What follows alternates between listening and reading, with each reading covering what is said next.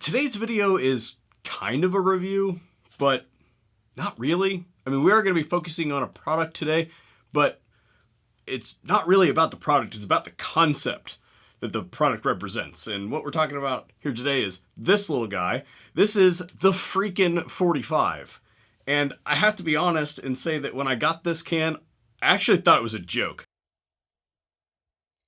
So this is manufactured by my friends at Whip Machine. They're fastly becoming one of my favorite suppressor manufacturers in the industry.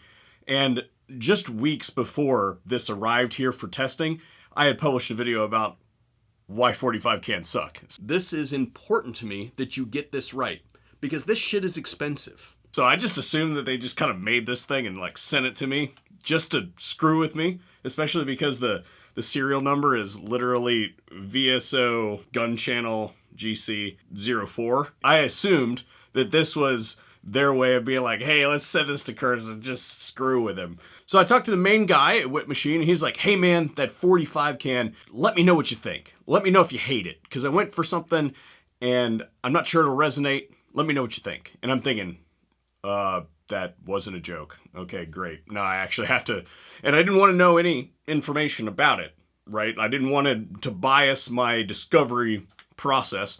My first indicator that something was up is I was looking at the thread pitch of this thing, and this is thread pitch 5/8 by 24, which is normally what you think about 30 caliber. That's not usually things like 45 come in. My 458 SOCOM isn't that. None of my 45 carbines are. Pistols aren't that either. But what is my Henry X in 4570 that isn't on the wall. Which brings me to the background discussion for today's concept, which is, and I know that many of you have heard this ad nauseum, but there are 4 sources of sound whenever we talk about suppressing any firearm. There's the action noise. And given that this is a manually cycling action, we get to eliminate that from today's discussion because it doesn't actually happen during the firing sequence.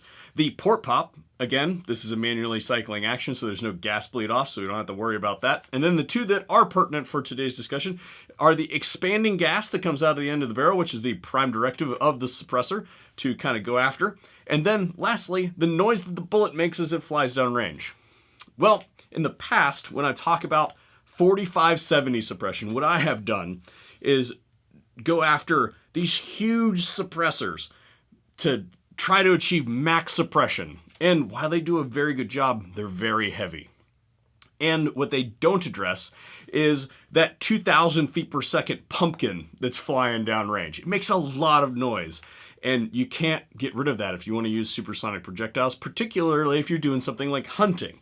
Enter the Whip Machine Freakin 45, which is a device that addresses this precise issue from the perspective of not all cans need to be exceptionally quiet to be effective tools. And you're like, Kurt, why on earth would I even consider purchasing a device that is not as quiet as it could possibly be? That's the whole purpose of a suppressor. I have to pay a tax stamp on top of this device and wait a whole bunch of time. Why would I consider something like that? And to those people, I would say that you've not fully evaluated all the benefits of having a suppressor on the end of your rifle. And I am so confident that this is an all-star device that I can definitively say that if you hunt with a 45 caliber rifle, like a 4570 or 450 Bushmaster or something like that, then you need to get one of these devices before the next hunting season. And in today's video, I'm going to show you exactly why. Right after we hear a word from our sponsor, which is Sonoran Desert Institute. What did you major in school? Guns. Sonoran Desert Institute is a DEAC accredited online college focusing on programs and courses pertinent to firearms. So if you're into gun repair, ballistics, or learning about firearms, SDI might be something you want to look into. They even have funding plans and payment options available for anybody who doesn't have a pile of money laying around, like most of us. So if you're interested, you can catch up with them at sdi.edu.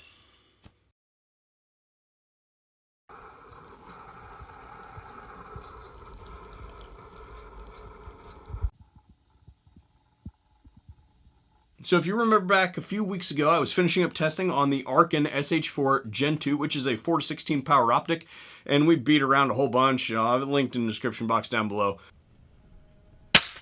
Okay. Oh. One of the tests that you guys wanted to see was a heavy recoil test. And I thought, well, my Henry X has a lot of recoil. That's a perfect one.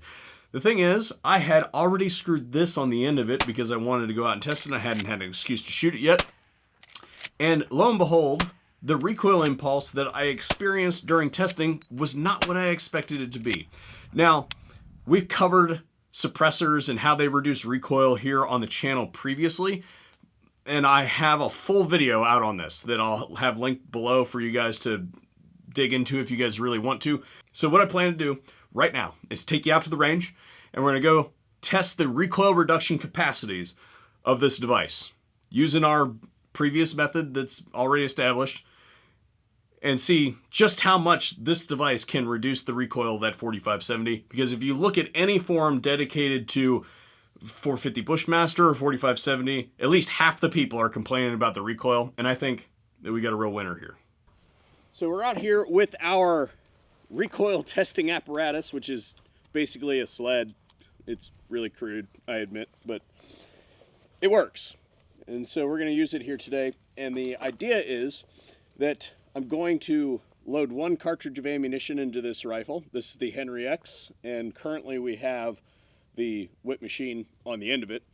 And I'm going to discharge it, measure the distance that the sled and the rifle and the whole apparatus moves, reset it, and do it again.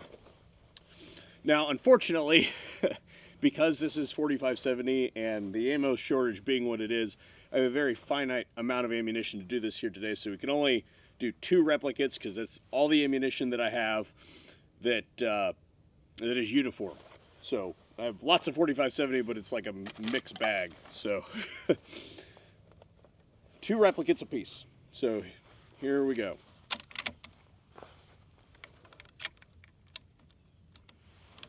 Can actually see what I'm doing.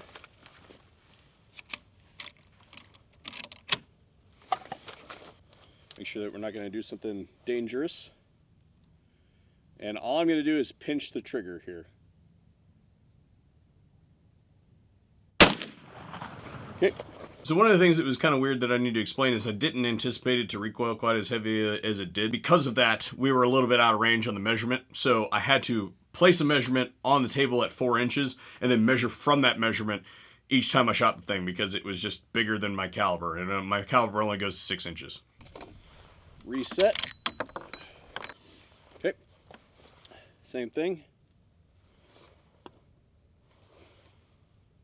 Firing.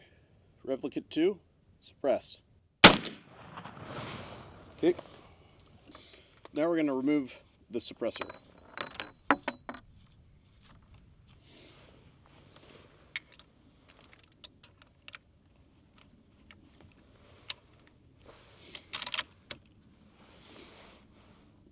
We are safe.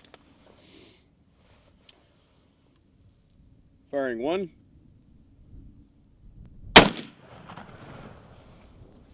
Substantially more concussion. We are safe. Everything's good. Unsuppressed. Replicate 2.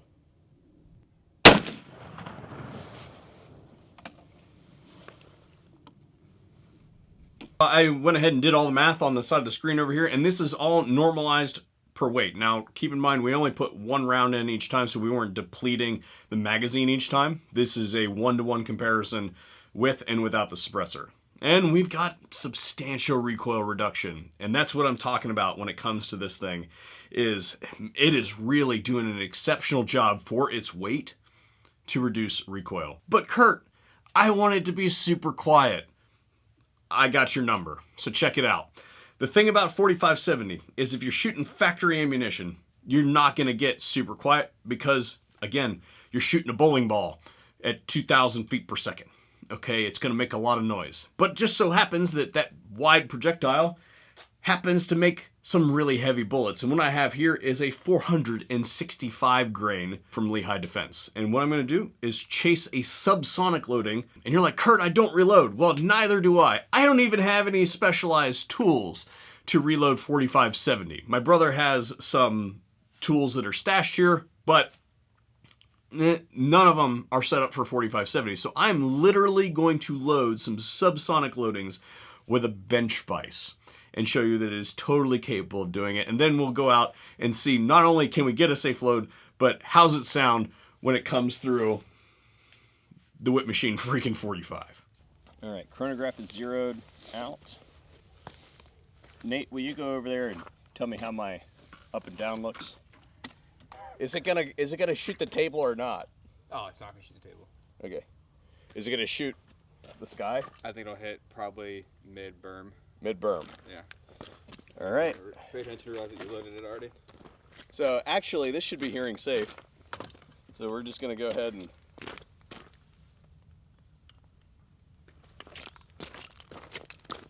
You have to put the loop on the trigger.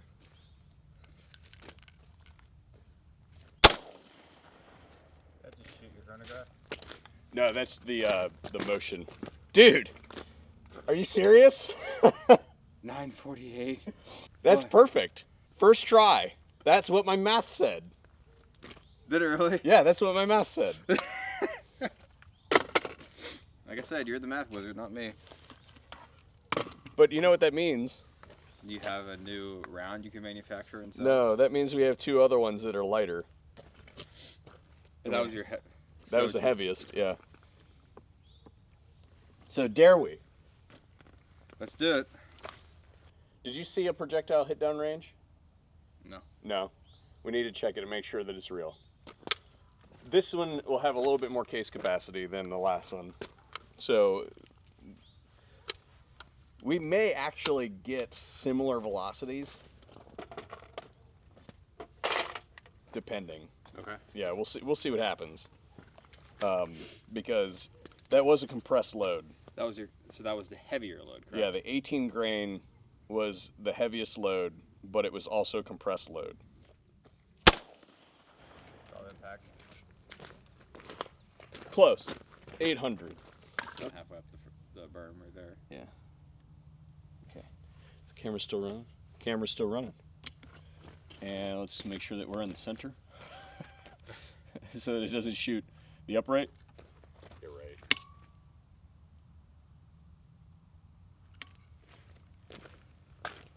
So That is what we call not setting the anvil.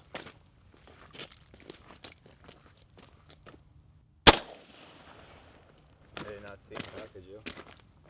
It went just above the primary berm. Okay. Yeah. So the hill over there. Yeah, so it hit the hill, Okay. but it was just behind the primary berm. 704. 704. All right, so we have a safe load that is hearing safe at 460 grains. Is that right? I think so. Yeah. So I'm not really up on how load data works here on the platform. So I'm probably just going to put this data in the pinned comment. I'll have the case length as well as the powder and the load that I used for anybody who wants to try that. If you're an avid reloader, then please let me know if it works out for you. This is the data that I have. Now, that said, I also went out just because I wanted to try it and bought an adapter for the thread pitch. And we're going to close out today's video by going out and trying it on some 45 caliber guns that it normally wouldn't fit on because of the thread pitch. Metal Gear Solid 2 action going on.